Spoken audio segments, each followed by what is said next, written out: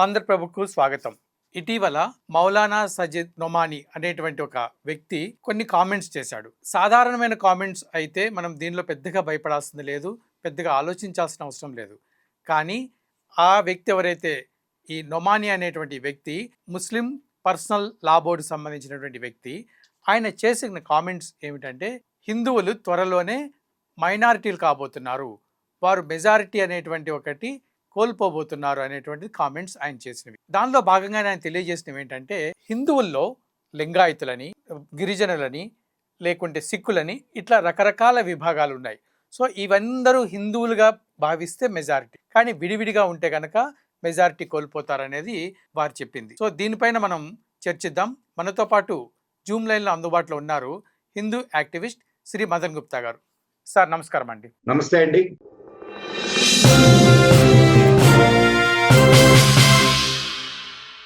Sir, ఈ నొమాని గారు చేసినటువంటి కామెంట్స్ ని ఏ విధంగా తీసుకోవాలి?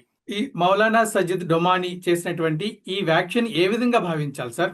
హిందువులు త్వరలోనే మైనారిటీ కాబోతున్నారు అనేటువంటి ఆయన వ్యాఖ్యల్ని. త్వరలోనే ఏంటి? త్వరలోనే కాదు, ఆల్రెడీ మైనారిటీ సార్. ఎందుకనంటే హిందువు తను హిందువు అని భావించుకోవడం లేదు సార్. ఇది ఈ కుట్ర మనకు రాజ్యాంగం రాసిన మొదటి రోజు నుంచి జరుగుతున్నది సార్. అమలులోకి వచ్చిన మొదటి రోజు నుంచి జరుగుతున్నది. ఏమండి, ఒక చిన్న విషయం అడుగుతాను, చెప్పండి. హిందూ మతం అనే దాన్ని ఏమన్నా నిర్వచన చేశారా రాజ్యాంగంలో? లేదు. లేదు. అండ్ దీన్ని సిక్కు మతాన్ని, బౌద్ధ మతాన్ని, జైన మతాన్ని మతాలుగా నిర్వచించారు. అవునా? అవును. ఎందుకు చేశారు? అవి హిందూ ధర్మంలో భాగం కావా? హిందూ ధర్మంలోనే భాగం కదా సార్ ఇవన్నీ. హిందువులు, సిక్కులు తమను తాము కేశబంధ హిందూ అని చెప్పుకుంటారు. మీరు సిక్కుల మత గ్రంథం గాని తీసుకున్నట్లయితే దాంట్లో అనేక సార్లు శ్రీరామచంద్రుడి పేరు వస్తుంది, అనేక సార్లు దుర్గాదేవి పేరు వస్తుంది. మరి ఇప్పుడు వాళ్ళు హిందూ ధర్మానికి సంబంధించిన వాళ్ళు కాకపోతే ఈ పేర్లన్నీ దాంట్లో ఎందుకు వస్తాయి? ఇక జైన మతాన్ని తీసుకుంటే జైన మతంలో కూడా అనేక సాంప్రదాయాలు, అనేక ఇవి మన హిందూ ధర్మానికి సంబంధించినటువంటి వే ఉంటాయి. కారణం ఈ ధర్మంలో నుంచి వచ్చినటువంటి భాగాలు అవి.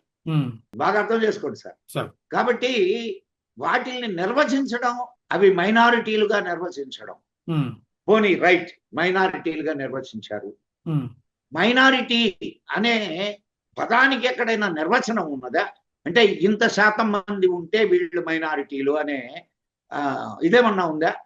లేదు. అంటే మొదటి నుంచి భారతదేశంలో ఉన్నటువంటి హిందువులను విభజించి పాలించడం అనేటటువంటి బ్రిటిష్ వారి సిద్ధాంతం ఏదైతే ఉందో అదే సిద్ధాంతాన్ని అనుసరిస్తూ వచ్చారు అందరూ. కారణం ఏంటంటే కాంగ్రెస్ ని ఏర్పాటు చేసిందే బ్రిటిష్ వాళ్ళు సార్. మీరు నిజం మరిచి నిద్రపోతే ఎట్లా? అవునా కదా? కాంగ్రెస్ ని ఏర్పాటు చేసింది ఎవరు? ఏవో హ్యూమ్. ఏవో హ్యూమ్ ఎవరు? Britisher. Is a British retired officer. ఏమండి, నేను ఒక చిన్న ప్రశ్న మీకు వేస్తాను, ఆలోచించండి. మీరు ఈ దేశాన్ని పరిపాలిస్తున్నారు, మీరే ఒక సంస్థను స్టార్ట్ చేశారు. స్వాతంత్ర ఉద్యమం కోసం స్టార్ట్ చేస్తుంటారండి మీరు?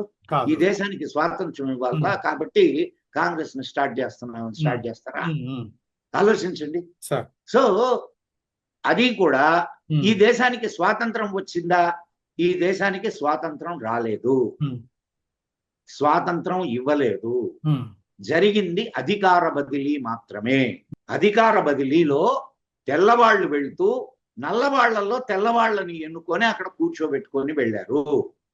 పోనీ మీరు జాగ్రత్తగా ఇంకొక యాంగిల్ నుంచి ఆలోచిస్తే ఆనాటి చట్టాలే ఈనాటికి ఉన్నాయా? ఈ మధ్య కాలంలో కొన్ని మారినాయి, కానీ అదే చట్టాలు చాలా సాగుతున్నాయి. ఇంకా ఏం మారినాయి సార్? ఏం మారినాయి చెప్పండి నాకు. మేజర్ చట్టాలు అట్లే ఉన్నాయి. కలెక్టర్ వ్యవస్థ సేమ్ అదే ఉంది. కలెక్టర్ వ్యవస్థ దేనికి స్టార్ట్ చేశారు? అటవీ సంరక్షణ వ్యవస్థ దేనికి స్టార్ట్ చేశారు? ఎవరు స్టార్ట్ చేశారు? ఉమ్, ఒక్కసారి ఇవన్నీ మనం కానీ ఆలోచించుకుంటూ వెళ్తే భారతదేశంలో జరిగిన కుట్ర మనకు అర్థమవుతుంది. అవునా కదా? నేను విషయాన్ని విపులీకరించి చెప్పడానికి ప్రయత్నం చేస్తాను. అదే ఇప్పుడు ముఖ్యంగా ఈ నొమాని గారు చేసినటువంటి వ్యాఖ్య అక్కడికే వస్తున్నా. వారు చేసినటువంటి వ్యాఖ్య ఏమిటంటే, దీంట్లో లింగాయతులు సపరేటు, గిరిజనులు సపరేటు, తర్వాత అట్లాగే బౌద్ధులు సపరేటు, సిక్కులు సపరేటు, ఇట్లా సపరేట్గా తీసుకుంటే ఒక హిందూ మతం కూడా ఇందులో ఒక భాగం అనుకుంటే కనుక వీళ్ళందరినీ కలుపుకుంటే అప్పుడు హిందువుల మెజారిటీ, కానీ వీళ్ళందరినీ విడివిడిగా చూస్తే కనుక హిందూ మెజారిటీ కాదు అనేది ఆయన వాదన. అవును, అతను చాలా కరెక్ట్ గా ఉన్నాడు, చాలా కరెక్ట్ గా చెప్పాడు. మనం కరెక్ట్ గా లేము. విషయం ఏమిటంటే ఇదే కుట్ర మొదటి నుంచి జరుగుతుంది. మీకు రాజ్యాంగ ప్రకారం కుట్ర ఎలా జరిగిందో మీకు చెప్పాను. ఓకే, అండ్ ఇన్ని సంవత్సరాలు కాంగ్రెస్ పరిపాలించడానికి కారణం ఏమిటి? మనలో ఉన్నటువంటి ఈ మతాలనే కాకుండా కులాలని కూడా విభజించు పాలించు సిస్టమ్ ని అడాప్ట్ చేశారు. ఇప్పుడు లింగాయతులు ఈ ధర్మంలో భాగమా కాదా? వాళ్ళు శివుణ్ణి పూజిస్తారా, పూజించరా? పూజిస్తారు. భారతదేశంలో పుట్టినటువంటి మతాలన్నీ కూడా ఏక సారూప్యత కలిగినటువంటి మతాలే. ఆనాటి పరిస్థితులు, ఆనాటి అవసరాలను బట్టి అవి ఒక సపరేట్. ఇప్పుడు సిక్కు మతమే తీసుకుందాం సార్. సిక్కు మతాన్ని తీసుకుంటే సిక్కు గురువులు ఎవ్వరూ కూడా మేము హిందువులం కాదు అని చెప్పలేదు. అండ్ మీకు ఇంకొక అద్భుతమైన విషయం చెప్తాను నేనండి. రామ మందిరంలో మొట్టమొదట ప్రవేశించినటువంటి అంటే ఈ మసీదు ఉన్నప్పుడు, బాబ్రీ మసీదు ఉన్నప్పుడు, బాబ్రీ మసీదుని తలుపుల బద్దలు కొట్టుకొని మొట్టమొదట ప్రవేశించింది సిక్కులు. సిక్కుల గోడల మీదంతా శ్రీరామ్ శ్రీరామ్ శ్రీరామ్ అని రాశారు. ఎందుకు సిక్కు జాతి ఏర్పడింది? ఆనాడు హిందువులకు రక్షణ లేకపోతే హిందువులను రక్షించడానికి పంచసూత్రాలని అలవాటు చేసుకుంటూ హిందువుల్ని రక్షించడానికి నడుం కట్టినటువంటి అద్భుతమైన జాతి అది. ఖల్సా అంటారు. మరి వాళ్ళని ప్రతి హిందువు ఇంటి నుంచి పంజాబ్ లో ఒకరు ఖల్సాకి వెళ్తారు. ఈరోజు సిక్ రెజిమెంట్ ఉన్నది సార్ మనకి. వాళ్ళెవరు వాళ్ళు హిందువులు కాదు అని అనుకోవడం లేదు. మీరు జైన గురువులు ఉన్నారు. జైన గురువుల మీరు ప్రవచనాలు కానీ వింటే మీకు అర్థమవుతుంది. వాళ్ళెవరూ కూడా మేము హిందువులం కాదని చెప్పుకోవడం లేదు.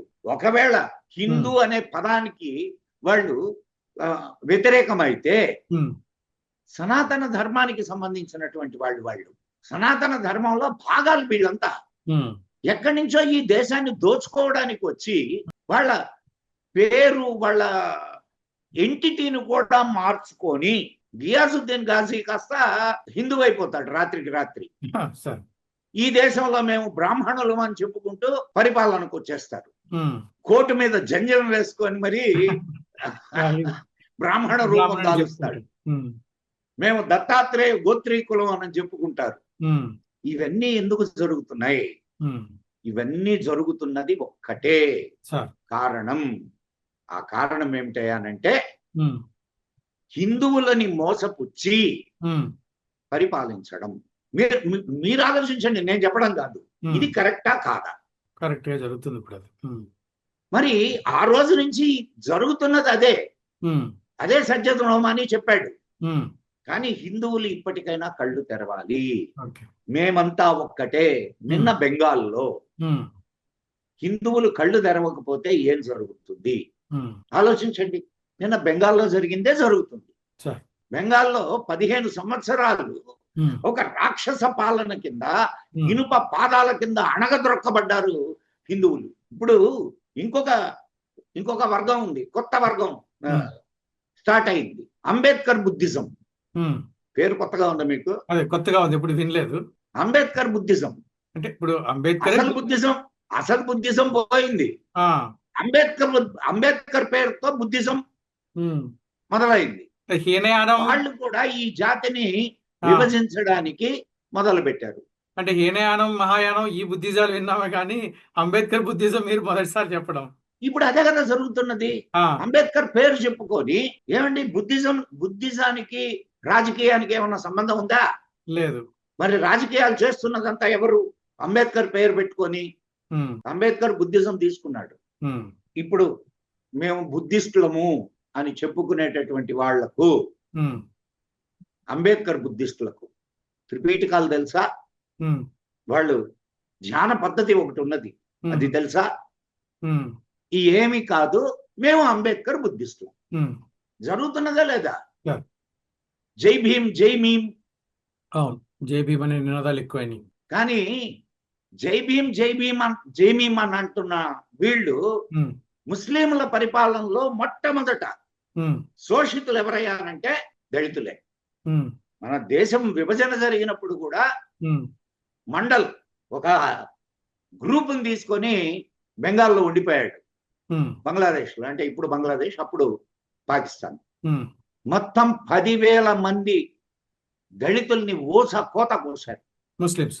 ఆయన నేను ఇక్కడ ఉండలేను అని మళ్ళా కలకత్తా తిరిగి వచ్చి అతి పేద స్థితిలో మరణించాడు.